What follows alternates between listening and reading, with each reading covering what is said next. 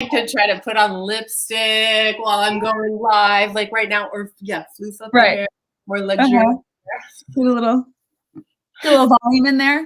Hi guys. Hi everyone. Hi everybody. Oh my gosh, I have such a treat for you all today. So welcome everyone. If you don't know me, my name is Kiki Lovelace and I am the owner of Interstellar Pilates and Yoga Studio here in Berkeley.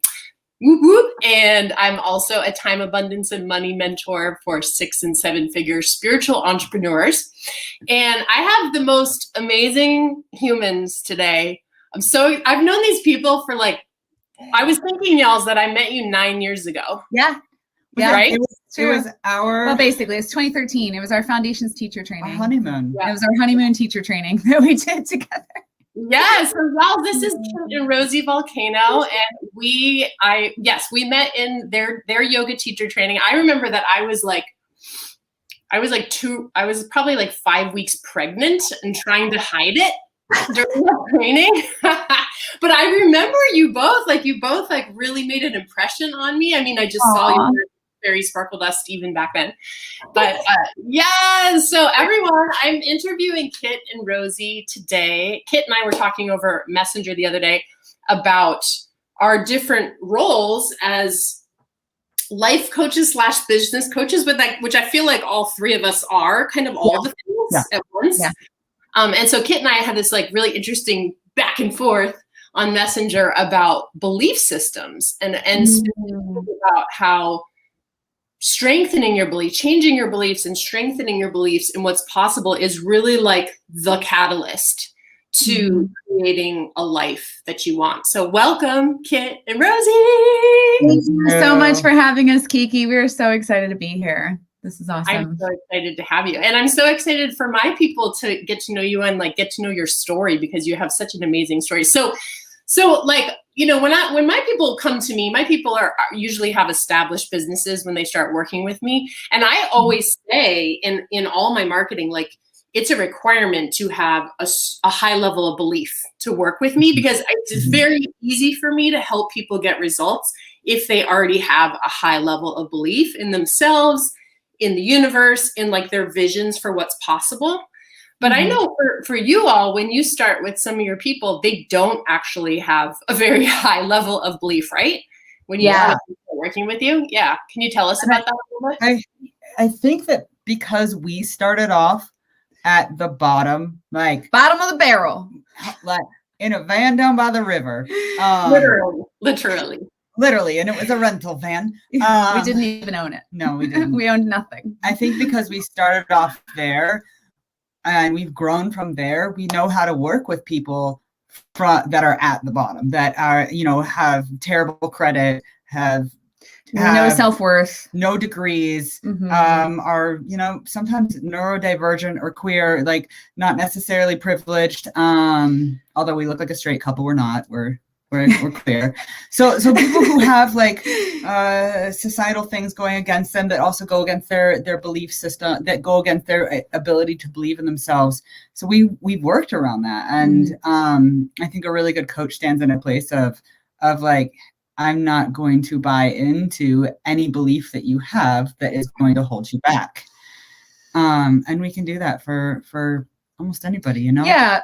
You met us in 2013 and during a yoga teacher training that you were helping to teach. And after that was over, we pretty much went right into opening our own yoga studio. We waited a few months, opened our own yoga studio in 2017.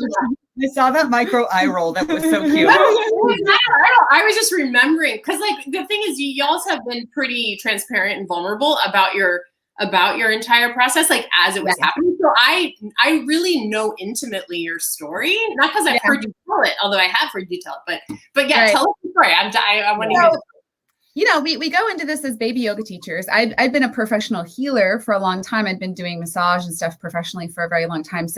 And Kit owned a hair salon. So we had some experience in the world of business and healing and all of that. But what we didn't have was the worthiness mindset. And what we didn't have was this sense of awareness of what our limiting beliefs and what our ancestral patterns were around that kind of stuff. And so we went into it as these spiritual people trying to heal the world, undercharging, barely able to keep our lights on because we were afraid to charge what everyone else in our town was charging for yoga classes because we thought it wasn't spiritual.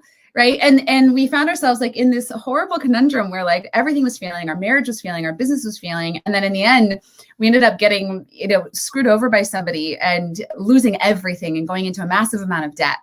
And that was the best thing that could have ever happened to us, was like this immense dream of our souls and our hearts of helping people just being shattered to the ground and stomped on. Like it was the best thing that could have ever happened to us. It was horrifying to watch. I just want you both to know. It was so like, because I could feel your deep desire to be of service and you cared so much. You actually had kind of an amazing brand, even though it was like a baby brand, it was a beautiful brand, but it was so hard to watch.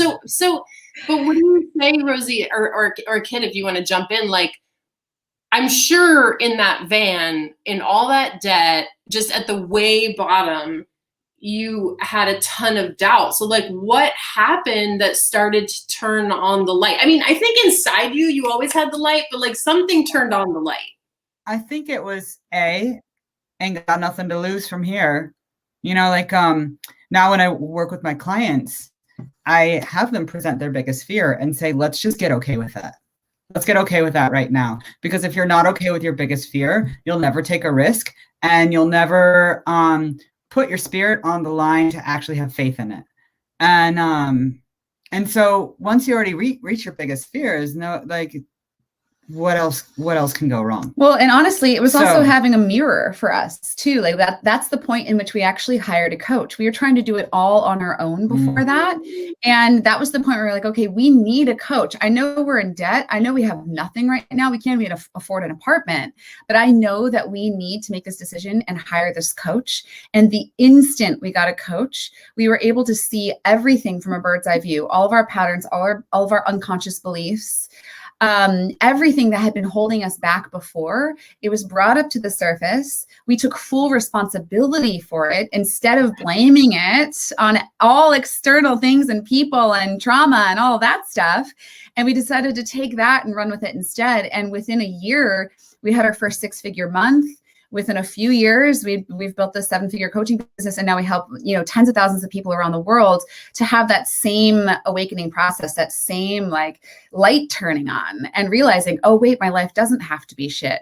Oh wait, actually, I can change this. I don't have to wait around for somebody else to change it or for society to change it. This is all within me. That was like the most empowering thing we could have ever done. Even though it was but when you are in that moment of like deciding you were like totally in debt, you had all this, and then all of a sudden you're looking at, I'm sure was a significant, at least at that time, investment to you. Like you must have thought you were crazy, like at some point. Yes. And I'm sure other people did too. I'm sure that other people in your life, if you even told them that you were doing that. Many people at all. Do you know what the craziest thing was having half my spirit be on camp, this is going to work, and half my spirit be on, oh my God, we're going to fail. Oh my God, we're going to fail. Oh my God, we're going to fail. That's the most crazy making thing that I can ever, like, that I do to myself sometimes. Yeah. And, when you look back at like so-called failures, if you look back at them without judgment, you can almost just take it back to like a baby learning how to walk. Every time they fall, it's just a feedback loop. And when we fell in that yoga studio and we kind of just surrendered, we got all the feedback like, oh, you moved to Asheville because you were in scarcity mentality, because you were surrounded by scarcity mentality in your queer community. And you were trying to make up for that. You were trying to prove something. You were trying to be of service to the world to heal a wound. You were going to Asheville because it was going to be sustainable and you could live a simple life because you were in scarcity. And so you go and you create a vision from a place of scarcity. You're creating it from the split energy. You're creating it from, I want to do this because I'm limited. Right. And when we crashed and burned, I had this big epiphany of, oh, this has had so much pain so many wounds and scarcity, so much wounds and scarcity energy wrapped into the conception of it, all of it. Like, thank God it crashed and burned, because now we've got a blank slate. It's all gone. Sure, we got some debt, but now that I know, like, don't create from that place. Create from a never make a half-assed decision. Yeah. I mean, you know what I always tell my mentees is like, because they come to me a lot with like, should I do this or that? Like these, like every day as an entrepreneur is decisions. You just make decisions, make moves. You have to stay in action to get, it's like one of my mentors says, new results require new action. So like you're like in that mode all the time. But I always tell them, like, when you make decisions from shadow, you're pretty much guaranteed to get shitty results, and that's exactly what you just described. Yeah, exactly. And there's this phrase that people say, go big or go home. And I actually totally disagree with it. For me, go big or go home for a lot of people, especially in the entrepreneurial world right now, is them trying to prove to themselves how much faith they have.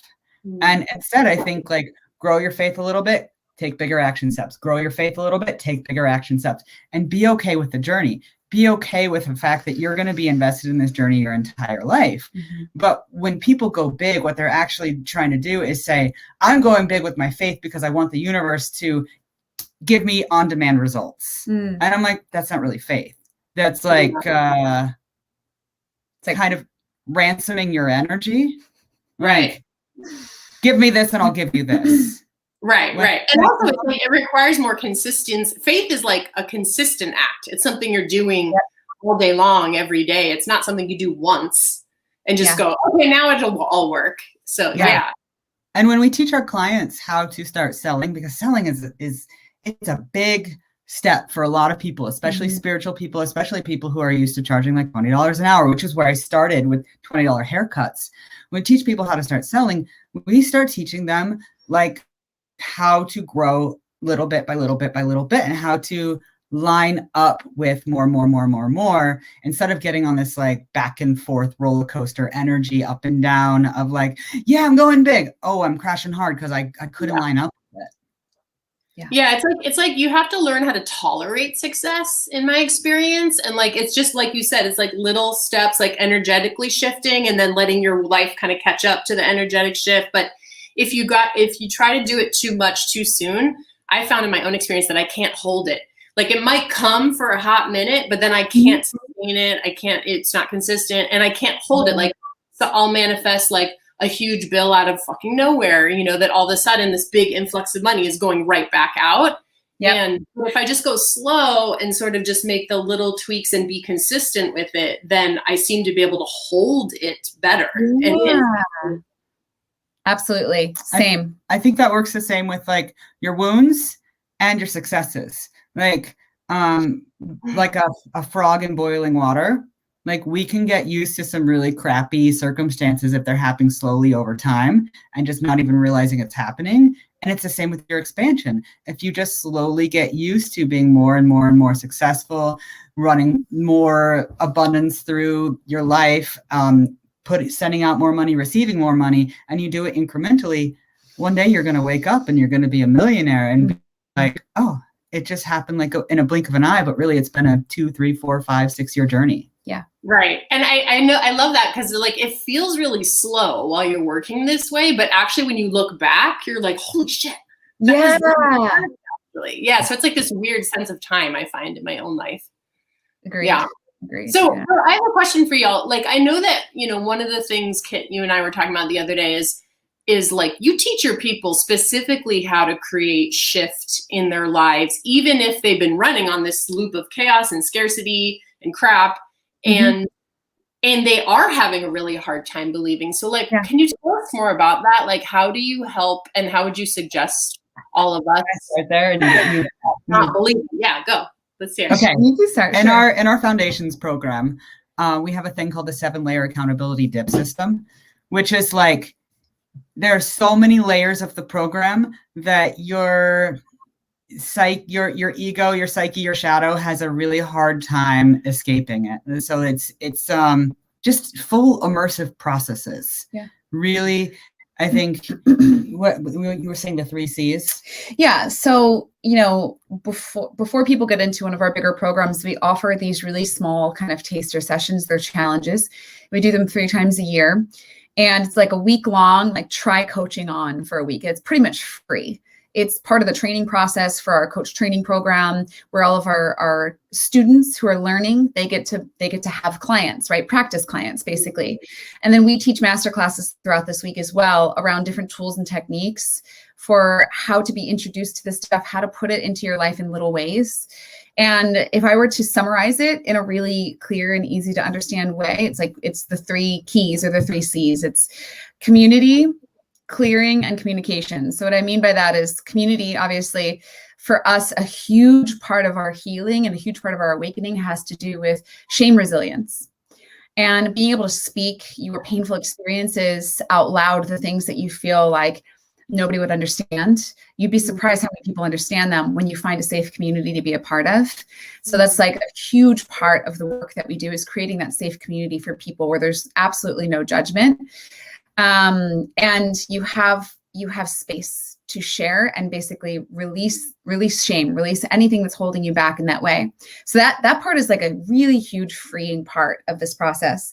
The second part is clearing. And I know it's a really broad term, but it's there to describe all the shadow work, basically. All of the unhealed, unconscious wound stuff that we all have inside of us that is silently holding us back, that we're not conscious of. The clearing process is like, it's very unique to each person. Very, very unique, but it starts with an awakening. It starts with that, like the light bulb turning on, understanding what your problems are, and then using whatever healing modalities or coaching or therapy you need to help you start to clear that stuff out of the way. And once you start clearing it, you can become a clear channel. And that's when you become limitless, right? And then the communication.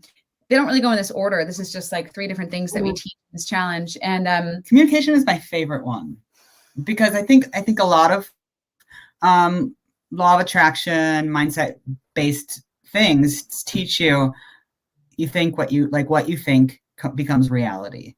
And they don't really go into how do you put yourself out into the world.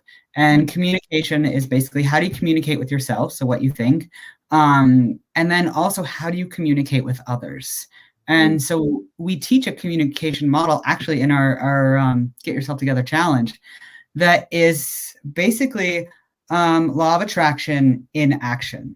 It's taking a crappy moment. It's not just positive thinking. It's taking a crappy moment, taking the contrast in your life, taking something that feels really icky inside of you, digesting and processing your emotions in a way to find out, oh, this is not in alignment with me. What is it that I really want? And then communicating what you want into the world in a way that comes from a real, genuine place of worthiness. And that's not just to the universe, but that's to the people in the relationships in your life, which relationships are one of the biggest keys to manifestation. If you what you think about other people is also going to manifest to you. So if you're communicating in a really beautiful, worthy, loving, unconditional place, it's going to start coming back to you. Yeah. And so when we teach these things on this very kind of introductory level, they're very simple teachings, but they're extremely powerful, especially for people who have been in a place of complete unconsciousness about all of this kind of stuff. It's like when we do these challenges, there's usually about 500 people on them. And we see people just like coming onto the group and sharing things they've never shared before. And then all of a sudden, massive change starts to happen in their life. Massive stuff starts to shift. Even just from doing this little week-long challenge, even if they never sign up for any of the bigger programs after that, it's just like, so really that's what feeds us. That's what keeps us wanting to do this on a level that's accessible to everybody, where we can reach people who have no idea what this work is and just like give them that little, like, here you go. It's also like, it's a gift and a curse, because it's like the pill and the go back once you start to play with it. It's like, here you go. You're welcome. Yeah, have fun with that. Right. So do you feel like people during your challenge, even those just first 5 days, like they get a little more clear about their desires? Because I always find like that's part of what I always am doing with my people, especially when they're coming into a deeper relationship with me, is like, what are we here for? What is it that you actually want? And oftentimes they don't actually know. So we have to do some like sorting and shifting and clearing. So would you say that's part of what happens there? That's one of the very first things that happens in the challenge is we start with community. We link you into a group of people who are doing the work with you. So there's massive accountability, but also joy and play. Like we link them up to something that's like a really fun, interactive experience that just sucks everybody in. And so now you've got a community of people who are like, hey, let's do this together. Hey, we got you. And it's not like just like, oh, you're toiling away with some shelf help by yourself, and then you get lost in something else in your world and you don't finish it. It's like when you get linked into community immediately, the chances of you completing the process that will change your life is so much higher. Yeah. And then once you're actually linked in and committed, then we go into the clearing process, which is it is so important because, like, if you look at our story, I have this mindset that comes from scarcity, that comes from having queer wounds, that comes from this place like I have to give to the world even when I can't even feed myself. Or I'm bad, I've got wounds that making money is bad, and I go and create my life from that. You're not going to be able to tap into your genuine spirit vision. You're going to go and create something that's like a minuscule % of what you're here to do. And so when you go in and you do that clearing and you see the limiting beliefs, you see the ancestral patterns, you see the community wounds that are filtering what you really want to do, and you start clearing that, it changes your vision entirely. Exactly. So like you might come into something like this thinking, I really want my husband to stop drinking. Right. Or like, I want my life to stop sucking. I want my, like you go in thinking one thing and then you come out realizing something completely different. So we work with people, and every little tool that we teach throughout the week builds on the next one. And then towards the end of the challenge, we weave them all together to help them create a blueprint of where to go next based on what they discovered about themselves. So it really is like, it's just like this really nice little, people come back and they do it every single time we have one, even though it's the exact same. We're going on our 13th challenge now. There's people who've done all 12 of them because it's the same work every time, but it's a new level. Right. So they get to apply the tools on a new level and they're still just as powerful. So yeah, we love it. I think also we just have a tendency to over deliver and over give. It's just in our nature. It just flows out of us. And when people do the first challenge for the first time, they don't realize how much they're really going to get. And so like, I'm going to come back 2, 3, 4 times to do this because it is just so valuable. Can I ask you all as a question, like as the facilitators of a 500-person plus challenge? Like, I think one of the blocks because I work with my people on like scaling their business, and I work with some people on like a volume-based business, like serving more humans. Sometimes I work on a value-based business more so, which is more about like serving a small amount of humans but charging for your value. Anyways, but my question to you is like I think a lot of the blockages people have is like scaling or going big or having more impact means it'll drain the life force out of me, means it'll be more work. And so they put up these blocks around going bigger with their mission, with their highest level of service, because they feel like it'll zap the life force out of them. I'm sure that the two of you have had some discoveries around how to hold 500 humans, but also like really tend to your own life force so that it's not like pulling out. So can you speak? You want it? Oh, let me start. Okay. This is such a great question, Kiki, and especially in the realm that we all work in, which is highly energetic. And there are a lot of people who are natural givers and also naturally very codependent people coming into this profession as well. And the over-delivery thing is like a thing amongst our people. It's like a thing. We want so much to help, and yeah, totally. Okay. I'm just chomping at the bit. Well, it's like if you believe that the bigger you get, the more your energy is going to be zapped, then you believe that there's a cap to your energy. You believe that there's a finite source of energy. And so, I mean, for me, it's a very, very simple answer. It's a very basic answer. But every time I tap into the fact that source is infinite And that energy is an infinite flow. And I allow myself to be connected to that by receiving support from other healers and other coaches and completing the circle of giving and receiving, right? Like I used to be just a giver and I wasn't completing that karmic cycle. And I would get burned out. There were times in the beginning of our coaching business, definitely in the yoga business for sure, because obviously we're very unhealed at that point. But in the beginning the first year of our coaching business, I remember there's one point we were just booking ourselves out all day, every day, time blocking to the max. And I broke down and just got a fever for a month. My body was just like, here you go. You can't do this. You are going to lie down, actually. Yeah. You are going to lie down. And like literally, I went to doctors. They were like, I don't know. I got tested for a bunch of stuff. I don't know. Just had a fever for a month until I was forced to take a fucking dang break. I don't know if that's okay here or not. I don't know. Okay. So anyway, so that's kind of like when I always have to tap back into that, like whatever channel that you use to connect to that, whether it's Reiki or any other kind of energy channeling, energy healing technique, tapping into that and realizing that actually it's infinite. And the more you grow, the more you receive, as long as you allow yourself to receive, you complete that cycle. You can't just be a giver in any aspect of your life, in your relationship, in your sex life, as a parent. You can't just be a mom 24/7 and always be giving to your kids without ever taking care of yourself. That's not going to be great for them either. What did you want to say? Yeah, I want to hear your perspective. So this is especially great for the 7 figures and 6-figure business leaders. I'm super excited to answer this question. And what came through for me was leadership and constant growth. And it's being able to pass down what you've learned to a team to replace yourself. Mm-hmm. And you have to let go of the ego of, I'm the only one who can do this. Yeah. And you have to lift people up into the position of where you were before. Yep. And also chase your own growth so that there's always somewhere new to go. Mm-hmm. And the other piece too is leadership and accountability. Mm-hmm. Number one, I'm the one who creates my reality. So if my team if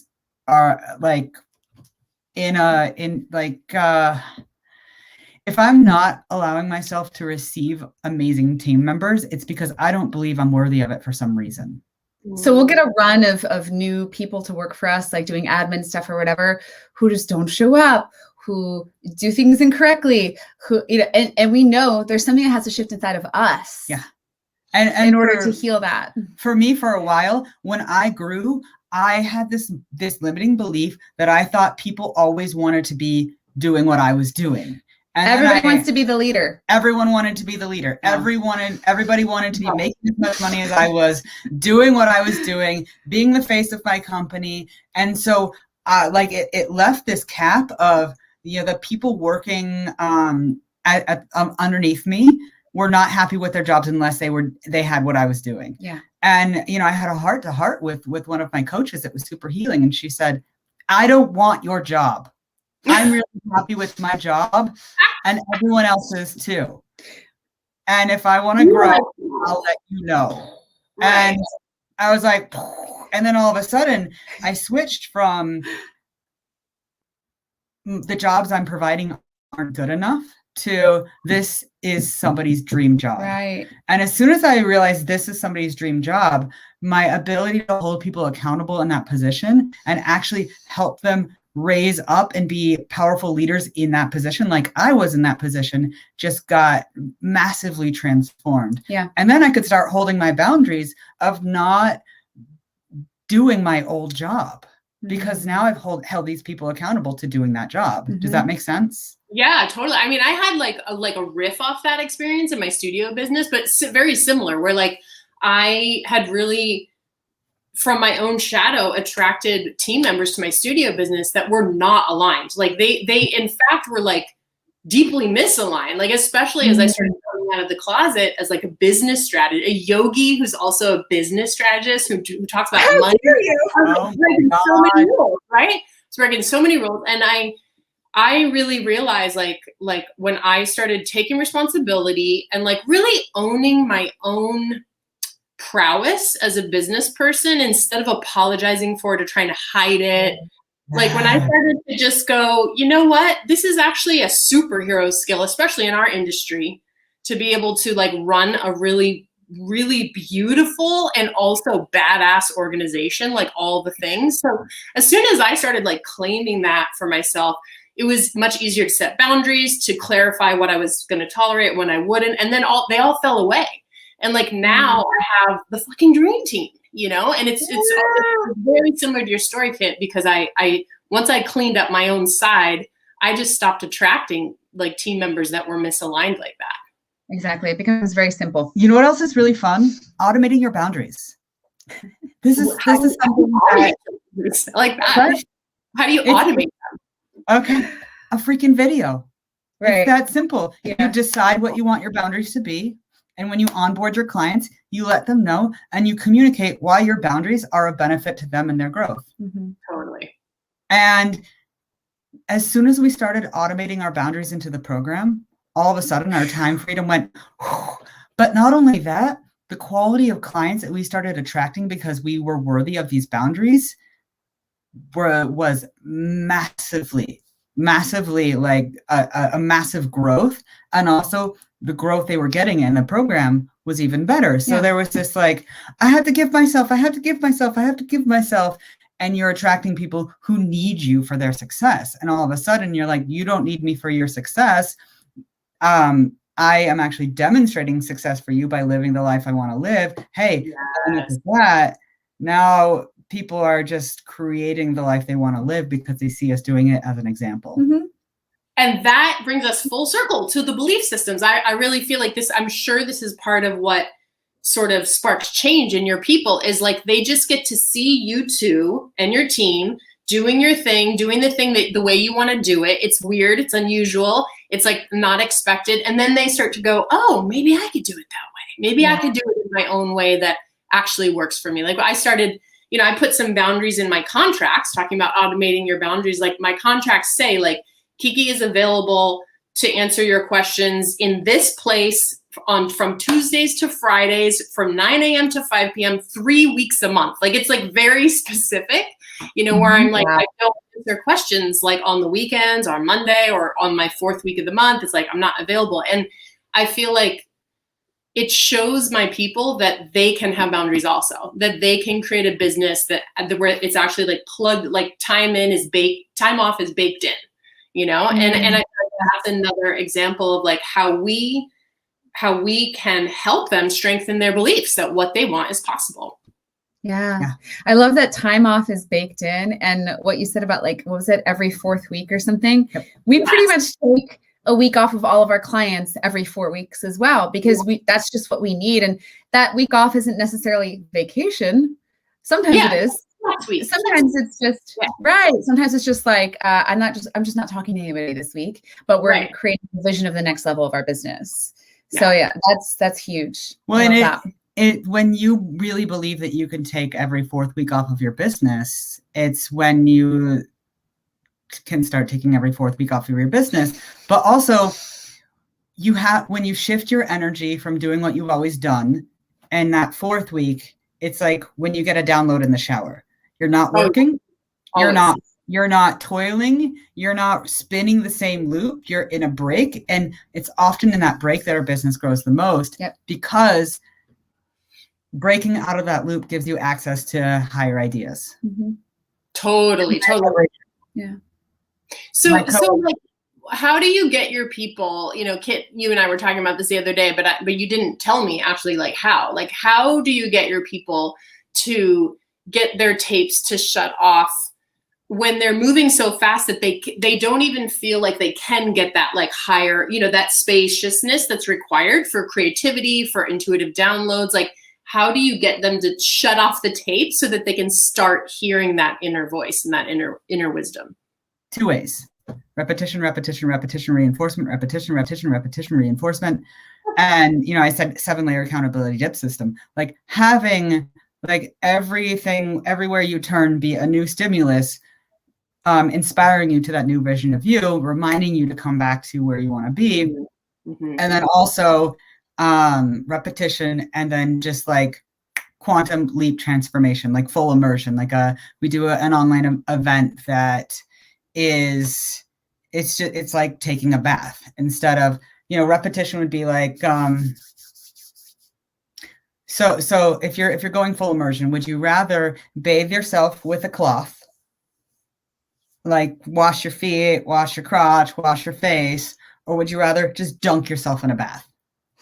Full immersive events, like 4 days all at once, can just give you that complete reset. And sometimes people just need a complete reset. Yeah.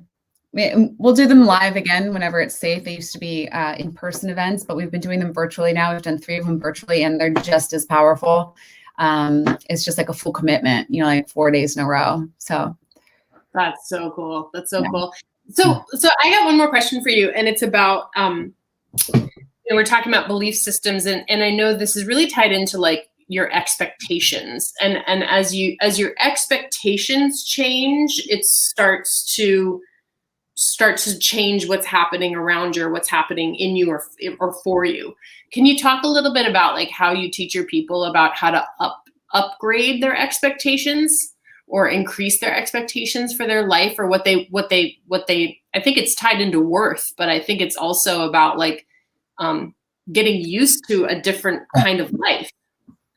All right. Yeah, for sure.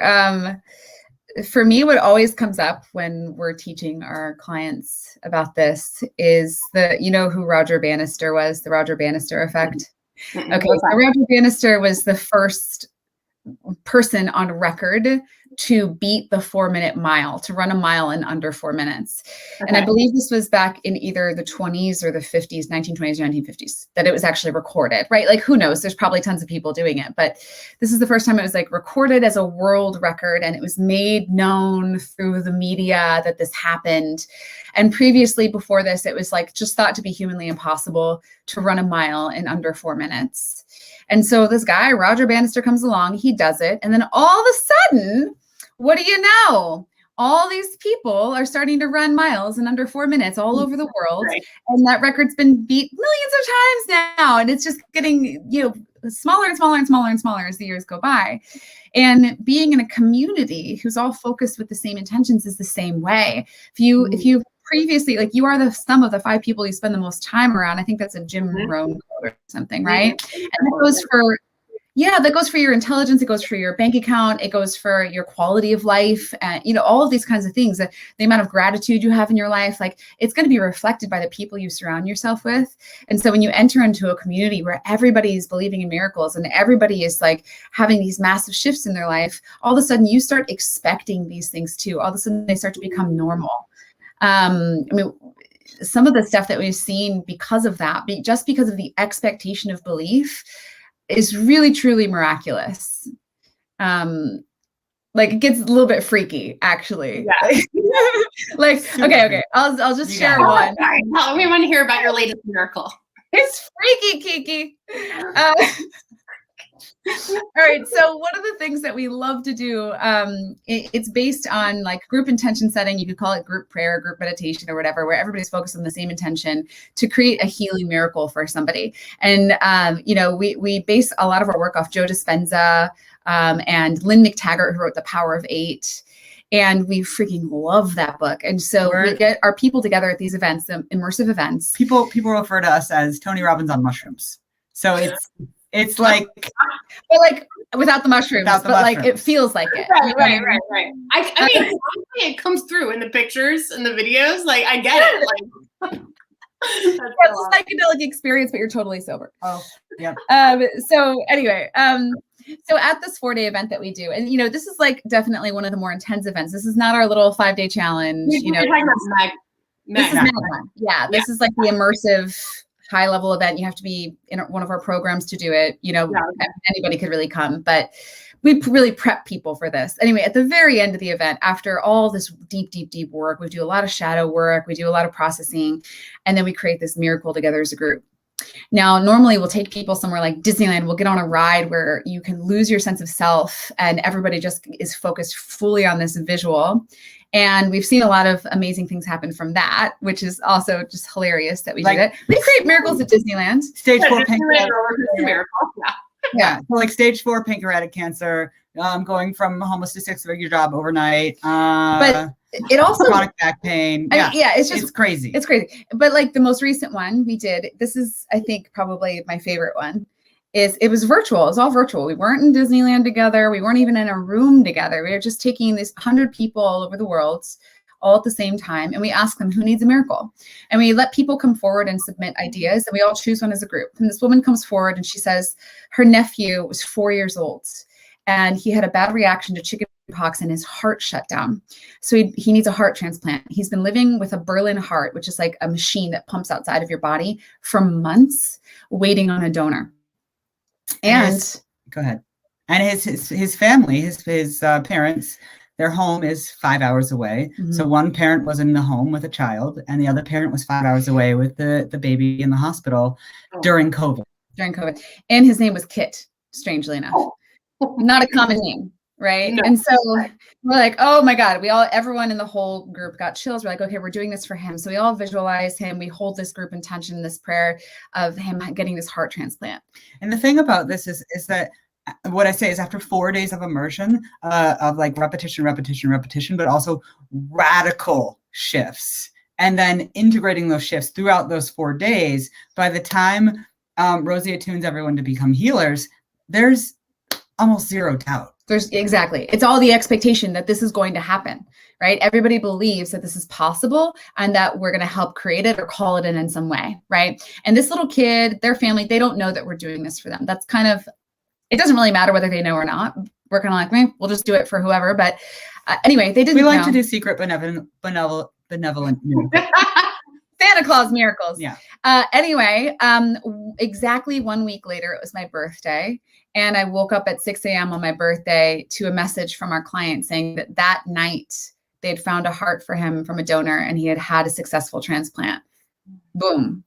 And so it was like just a week later, this thing is happening that they'd been waiting months for, that another person in the group, her brother had needed a heart transplant when he was young. He never got it. He ended up passing away because they had to wait so long, right? And that was his birthday. That was his birthday. And it was his birthday too that day. I mean, it's just like, so stuff like this happens all the time when you get the right group of people together and you start raising expectations. You start, and everybody starts to expect not just their own lives to change, but for actual miracles to happen for other people too. And then everything changes after that. I have to share with you, I wrote down this quote this morning because I've been thinking about this a lot. This is a meditation and anti-racism teacher, Reverend Angel Kyoto Williams. And you'll love this quote. It's, without inner change, there can be no change. Without collective change, no change matters.